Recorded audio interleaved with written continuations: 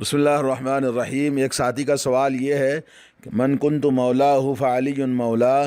کا صحیح مفہوم اور حوالہ ذکر کریں، نیز یہ بھی بتائیں کہ اللہ تعالیٰ کے علاوہ کوئی مشکل کشا بھی ہے۔ تو یہ سوال ہے، تو اس سوال کا جواب یہ ہے کہ یہ روایت جو آئی ہے حضرت علی رضی اللہ تعالیٰ عنہ کے مناقب میں، کتب حدیث کے اندر ہم اس کو پاتے ہیں۔ جیسا کہ ایک روایت آتی ہے، حضرت حبشی بن جنادہ السلولی رضی اللہ تعالیٰ عنہ روایت کرتے ہیں کہ سمعت رسول اللہ صلی اللہ علیہ وسلم یقول یوم غدیر خم اللہم من کنت مولاہ فعلی مولا اللہم والی من والاہ وعادی من عاداہ وانصر من نصرہ وعن من عانہ، جس کا ترجمہ یہ ہے کہ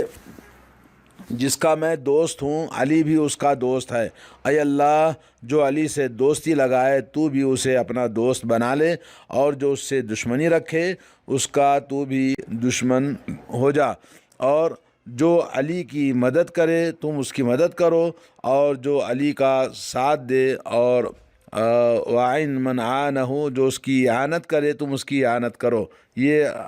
راوی حدیث جیسا کہ آپ نے دیکھا حبشی بن جنادہ سلولی ہیں، اور یہ مجمع الزوائد میں آئی ہے، اور اس کے رجال ثقہ ہیں۔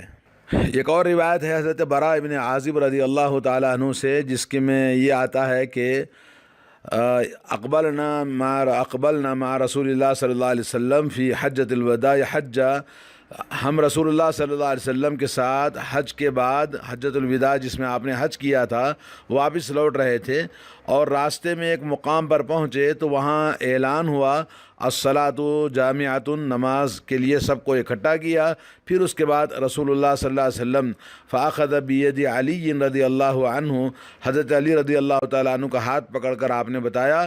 الست اولا بالمؤمنین من انفسہم، کیا اللہ نے یہ نہیں کہا کہ میں مومنوں کے مقابلے میں، ان کی جانوں کے مقابلے میں زیادہ یعنی اہمیت والا ہوں؟ نبی علیہ الصلوۃ والسلام کو اللہ نے فضیلت دی ہے۔ لوگوں نے کہا ضرور اللہ تعالیٰ نے فرمایا ہے۔ پھر آپ نے فرمایا الست اولا بکل مؤمن من نفسہ، کیا ہر مومن کی جان کے مقابلے میں زیادہ بہتر اور حقدار ہوں کہ اللہ تعالیٰ کے نبی صلی اللہ علیہ وسلم کے ساتھ محبت کی جائے، آپ کی تقدیر اور آپ کی تقدیس کی جائے، آپ کی مدد کی جائے، اور آپ کی اوپر جان مال سب کچھ قربان کیا جائے؟ لوگوں نے کہا بلا یا رسول اللہ، تو آپ کہا کہ ہم یقیناً اس بات کا اقرار کرتے ہیں۔ تو اس کے بعد آپ نے فرمایا ھذا ولی من انا مولا، کہا یہ میرا دوست ہے، میرا قریبی ہے جس کا میں دوست ہوں، یعنی جو مجھ سے محبت کرتا ہے علی سے وہ محبت کرے۔ اللہم والی من والاہ، اے اللہ اس آدمی کا تو دوست ہو جا جو اس کا دوست ہو جائے۔ اللہم عادی من عاداہ، اور جو اس کے ساتھ دشمنی کرے اللہ تو بھی اس کا دشمن ہو جا۔ یہ حدیث حضرت براء بن عازب کی روایت ہے۔ شیخ البانی نے اس حدیث کو صحیح قرار دیا ہے، صحیح ابن ماجہ کے اندر یہ حدیث موجود ہے۔ علی رضی اللہ تعالیٰ، علی بن ابی طالب رضی اللہ تعالیٰ عنہ کے مناقب بہت زیادہ ہیں، جو کہ آل بیت نبی صلی اللہ علیہ وسلم سے آپ کا تعلق ہے، اور رسول اللہ صلی اللہ علیہ وسلم کی بیٹی آپ کے زوجیت میں تھی، اور خلفائے راشدین میں سے چوتھے خلیفہ آپ ہیں۔ اور اس حدیث میں نبی کریم صلی اللہ علیہ وسلم سے آپ علی یعنی حضرت علی رضی اللہ تعالیٰ عنہ کے مناقب کا بیان ہو رہا ہے، جیسا کہ حضرت براء بن عازب کہتے ہیں کہ ہم رسول اللہ صلی اللہ علیہ وسلم کے ساتھ حجۃ الوداع حج کرنے کے بعد واپس لوٹ رہے تھے، اور نبی کریم صلی اللہ علیہ وسلم راستے میں ایک مقام پر جس کا نام ہے غدیر قم ایک مقام ہے، وہاں ایک کنواں تھا جو بالکل مکہ اور مدینہ کے بیچ میں درمیان جگہ پر، وہاں آپ نے پڑاؤ ڈالا تھا۔ تو آپ نے کہا الصلاۃ جامعۃ، پھر لوگوں کو سب اکٹھا کیا۔ پھر اس کے بعد اللہ کے نبی صلی اللہ علیہ وسلم جب لوگ جمع ہو گئے تو وہ تقریباً ظہر کا وقت تھا، تو آپ نے حضرت علی رضی اللہ تعالیٰ عنہ کا ہاتھ پکڑا اور کہا الست اولا بالمؤمنین من انفسہم۔ پھر اس کے بعد ایک سوال یعنی تقریری، یعنی اللہ تعالیٰ نے قرآن میں فرمایا کہ نبی علیہ الصلوۃ والسلام زیادہ حقدار ہیں مومنوں کی جانوں کے مقابلے میں۔ تو نبی علیہ الصلوۃ والسلام اس بات کا اقرار لینے کے بعد میں پھر آپ نے یہ فرمایا کہ الست اولا بکل مومن من نفسی، کیا ہر مومن کی جان اور اس کے ہر چیز کے مقابلے میں زیادہ حقدار نہیں ہوں؟ سوال یہ تھا کہ آپ سے محبت کرنے میں، آپ کا احترام اور آپ کی عزت کرنے، آپ کو اپنے جان پر ایثار و قربانی کرنے اور آپ کے ساتھ اخلاص سے پیش آنے میں آپ جیسے باپ کا مقام ہوتا ہے اولاد کے لیے، اس طرح آپ نے سوال کیا تو صحابہ کرام نے کہا کہ یقیناً آپ ہم سے زیادہ ہر چیز میں حقدار ہیں۔ لوگوں نے کہا بلا، فلما اقروا النبی صلی اللہ علیہ وسلم، جب لوگوں نے اقرار کر لیا تو اس کے بعد آپ نے فرمایا فہذا ولی من انا مولا، میں جس کا دوست ہوں یہ میرا داماد اس کا دوست ہے۔ اور اس کے بعد آپ نے دعا کی اللہم والی من والا، اللہ تعالیٰ اس کا دوست ہو جا جس نے اس کے ساتھ دوستی کی، اور اس کا دشمن ہو جا جس نے اس کے ساتھ دشمنی کی۔ آپ نے یہ فرمایا۔ یہاں مولا کے معنی ہیں جی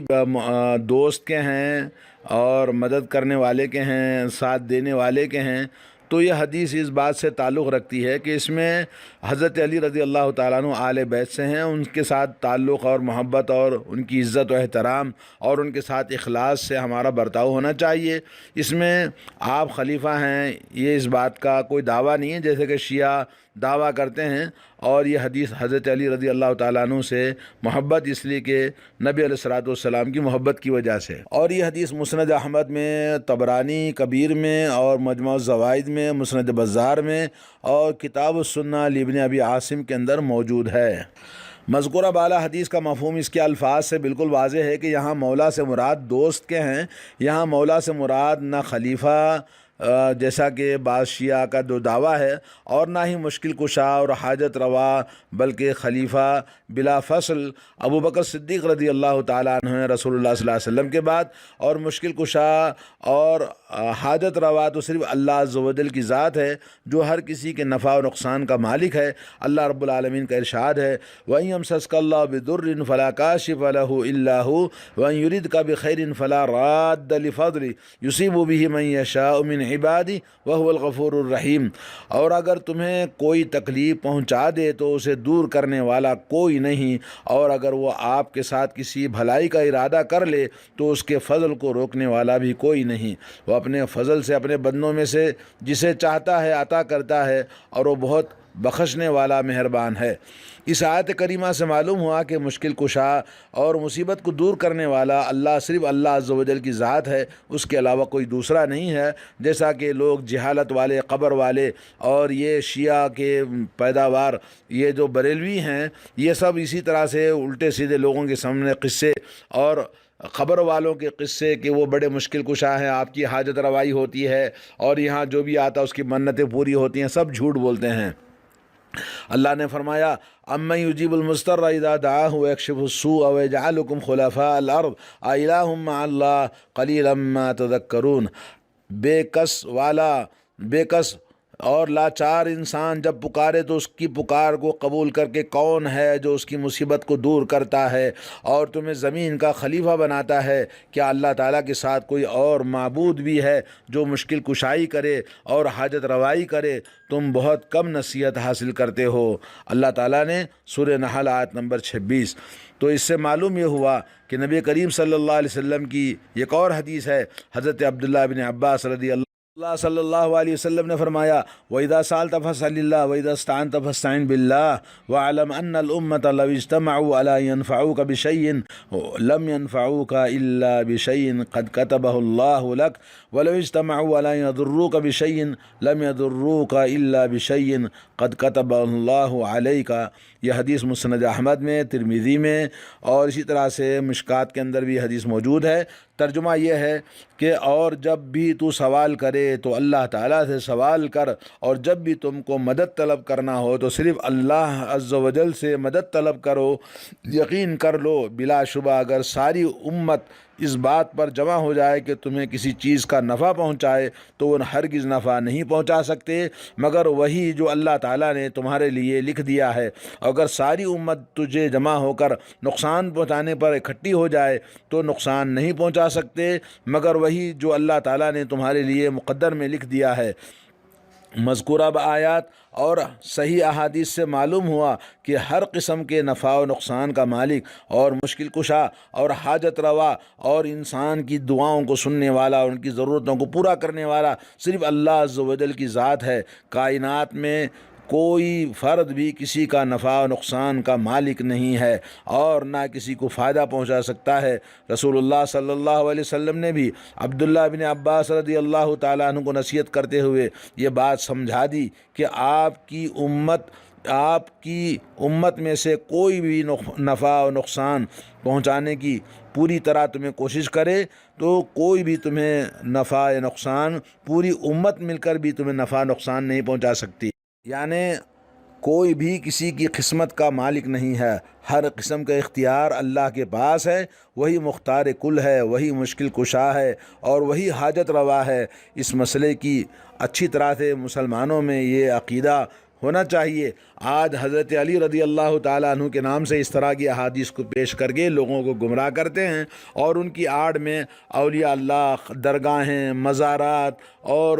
باباؤں سے، مرے ہوئے انسانوں سے اپنی حاجت روائی، مشکل کشائی اور پریشانیوں کو دور کرنے کے لیے وہاں لوگ جاتے ہیں، سجدے کرتے ہیں، طواف کرتے ہیں اور مختلف قسم کے شرک اور بدعات کرتے ہیں۔ اللہ انہیں ہدایت دے۔ اور یہ تمام گمراہی اور بدعات اور شرکیات سے انسان آج اللہ تعالیٰ سے دور ہوتا جا رہا۔ اللہ کی لعنت، اللہ کا